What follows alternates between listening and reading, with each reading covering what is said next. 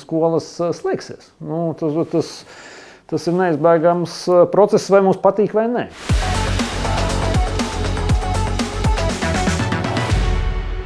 Par skolu reformas nepieciešamību tiek runāts nepārtraukti. Viens no stūrakmeņiem, lai bērni saņemtu kvalitatīvāku izglītību, bet skolotāju lielākas algas, ir mazo klašu vidusskolu un pamatskolu slēgšana. Šādai pieejai ir arī gana daudz pretinieku. Lielais jautājums – vai jāslēdz mazās skolas? Praktiski situācija ir tāda, ka mēs esam nabadzīga un izmirstoša tauta. Mūsu kļūst mazāk, un mēs kļūstam nabadzīgāki, relatīvi. Nav iespējams. Nu, tātad, ja mēs būtu bagātāki, un ja mūsu būtu vairāk, un ja tie lauki neizmirtu, lai tās mazās pilsētas neizmirtu, tad nebūtu nekāda problēma. Bet problēma tā nav skolās, tā problēma ir iedzīvotāju skaitā un naudā.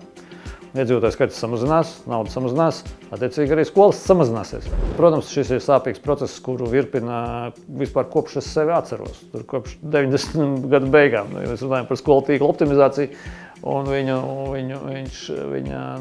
notiek jau, bet tā vienmēr ir problēma. Un tā vienmēr būs problēma, kamēr mums iedzīvotāju skaits samazināsies. Visā pārējā Latvijā izņemot Pierīgu. Pierīgā trūkst skolu, jāceļ jaunas. Es nezinu, Ādažos, Mārupē trūkst skolu, visur Pierīgā skolas pilnas, pirmsskolas pilnas un jābūvē jaunas. Un tiek būvēts, kamēr ārpus Rīgas un Pierīgas skolas jāslēdz ciet, jo tur nav bērnu. Tur nav bērnu, mēs nevaram atļauties, un mums nav naudas, lai uzturētu, 7 bērniem skolu. Skaidrs, absurds. Protams, šiem 7 bērniem vai 17, vai 70. Ir ārkārtīgi neērti. Tas ir arī objektīvi. Viņam neērti, viņam jābrauc 30 km uz skolu kaut kādā veidā. Arī, protams, tas problēmas ir saprotams, bet viņām nav risinājumu. Tur ir vēl virkne citu problēmu, protams, proti skolotāji. Nav skolotāji.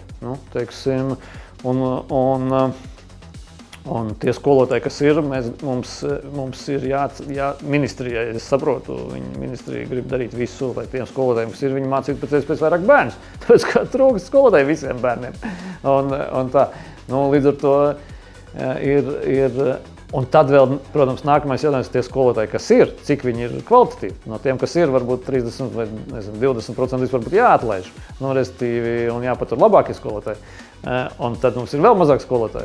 Tās ir vienkārši neizbēgamas problēmas, un viņām vajadzīgs risinājums. Šis risinājums tāds izlēmīgā formā arī nekad neiestājas. Šī valdība sagatavoja, man liekas, 15. augustā, dažas dienas pirms vai pēc Kariņa demisijas, Mierglītības ministrija nāca ar ziņojumu, viņš tur ir tāds pieņemts, bet valdība ir demisionējusi. Tagad tas būs nākamais valdības kaut kāds atkal jautājums. Atkal atliekās kaut kur tālāk. Tas atkal neiet kārtējo reizi uz priekšu. Tā mums viss Latvijā, tās reformas nekur neiet.